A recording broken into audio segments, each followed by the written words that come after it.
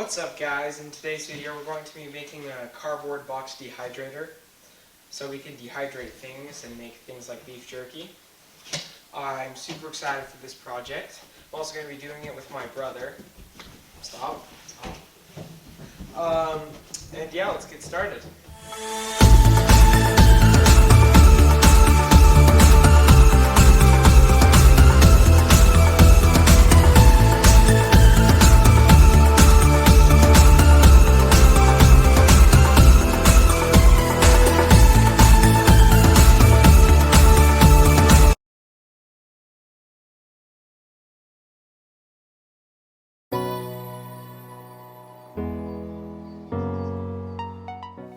Okay, baby, to get started with the project, we need a big cardboard box. I actually couldn't find a cardboard box big enough, so I had to make one.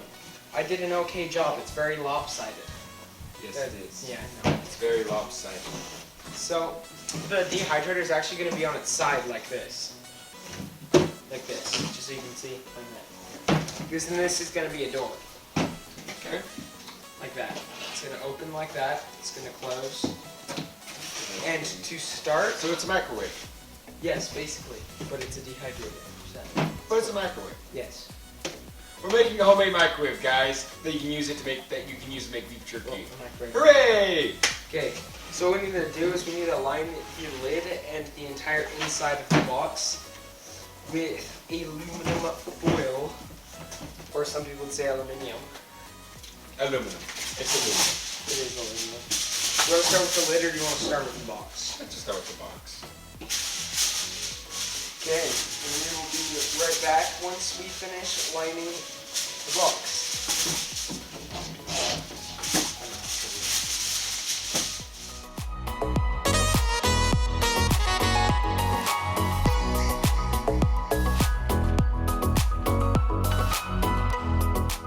As you can see, we've got the box with tin foil on the inside of the lid and tin foil on the inside of the box. Now we need to add the fan. So I'm going to move the lid out of the way. So we need that. And we want to put the fan somewhere on this side. We want it to be low down because it's going to be set like this. So we want the fan somewhere right here. Possibly. Right where? This is right there. Okay. So this is an electronic fan that I got online for $10. Where'd you get? On Amazon. And we're just going to need to put it in on the box. So I'm going to hold it right here, baby. You can draw a line. We're going to cut out this one and put it in, and then we're going to take it. Okay, so make sure you cut the hole by that.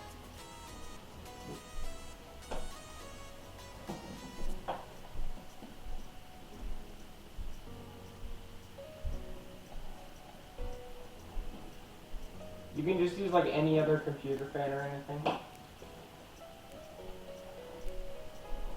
You could put it on, just connect the lines. Okay. Now, so my brother just had to go. So we're going to finish cutting out this hole, then we're going to put in the fan. Then we're going to put in our heat lamp, that's going to heat it, then we're going to put in our cooling vents. And then we can decorate it. But right now I'm going to start cutting out the hole.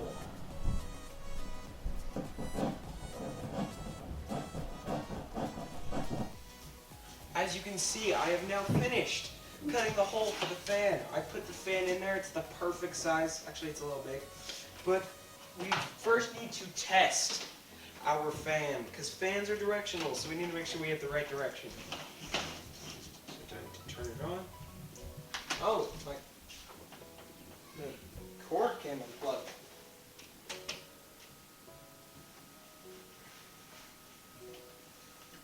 Oh yes, perfect. Okay, now we just need to attach that. We're going to use some tape to attach it. It's not glue, but we also don't want to get glue in fans and make it so they don't work. So we're going to grab our tape and we're just going to tape it. And I will be right back once I'm done.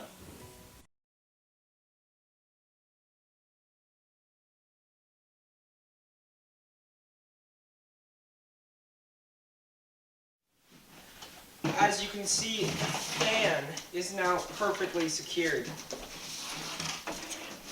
And now we're going to solder in, well, not solder, we're going to put in our heat lamp. To get started with putting in our light, we're going to need a cord with a light bulb socket on the end. And if you can, preferably a dimmer switch, like this. So you can change the heat inside the container. So what we're going to need is we're going to also need a incandescent heat lamp. This is a 250 watt and it's a red bulb. Some are yellow, some are different colors.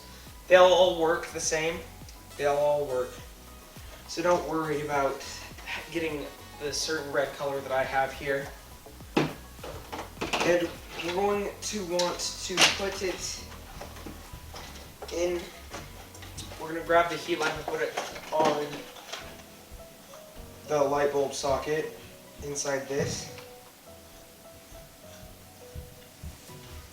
And as you can see, it can go in there. But something it doesn't do is push this through. This is really big, so I'm going to cut it and I'm going to solder it back together. You don't need to do that. Actually, I might not. You don't need to do that, but I actually don't think I am. I changed my mind, I'm not going to.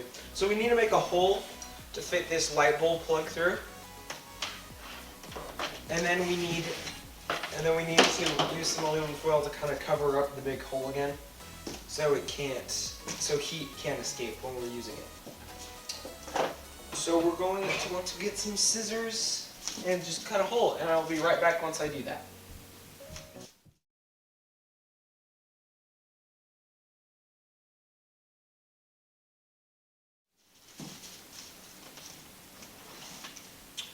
Once you have gotten the heat lamp into the box like this, you're going to want to get some tape and some aluminum foil and to cover up the hole again so nothing else can get out and such.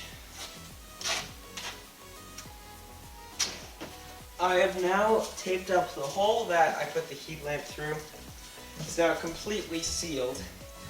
And now we're going to put in our racks. Hooray, racks for our food. Okay, so to get started with our racks, we're going to get some wooden dowels. These are 1/4 inch wooden dowels. And this is a cooling rack I got from the dollar store. Still has its tag on it. I'm just going to cut that off. And I actually made this box to this size because of the size of these racks. They fit in very, very well.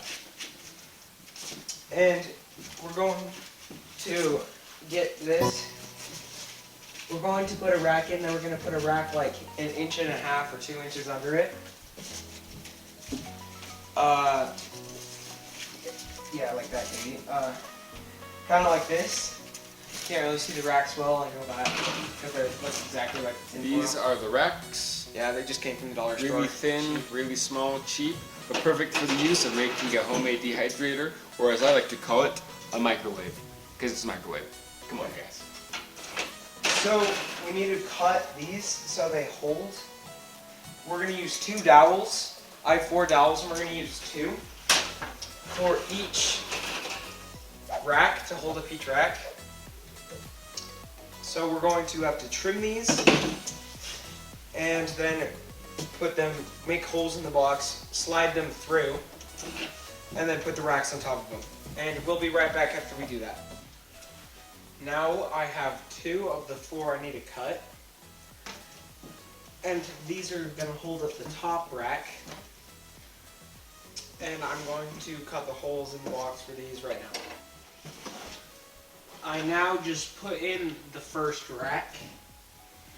Now I'm going to go on and do the second.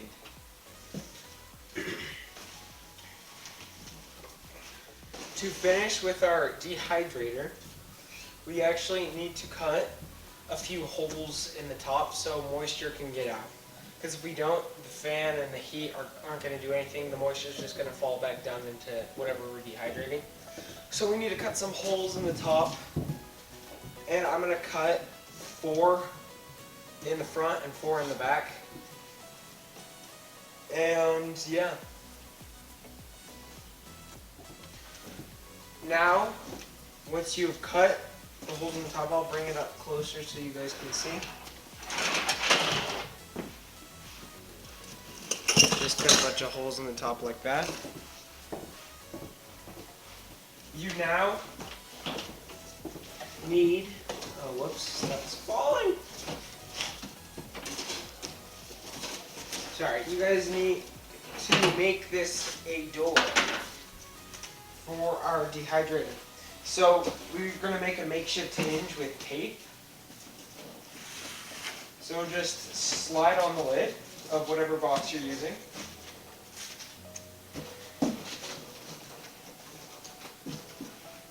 Oh my gosh, I'm struggling.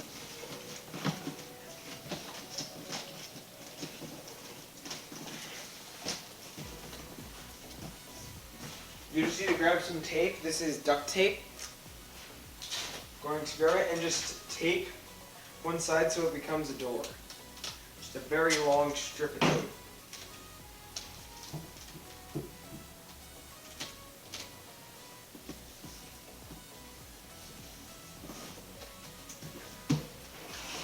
Just like that. And there you go. This is our dehydrator. This project idea came from the King of Random. This is from their book, 52 Random Weekend Projects. It's a very fun project. I recommend it for everyone. It's very simple, pretty cheap. And in my next video, I'm going to have a recipe for beef jerky. And if you don't like my recipe, you can just go get someone else's. There's a ton of recipes for it. And thanks for watching. And I'll see you next time on Cubby Creates. See ya.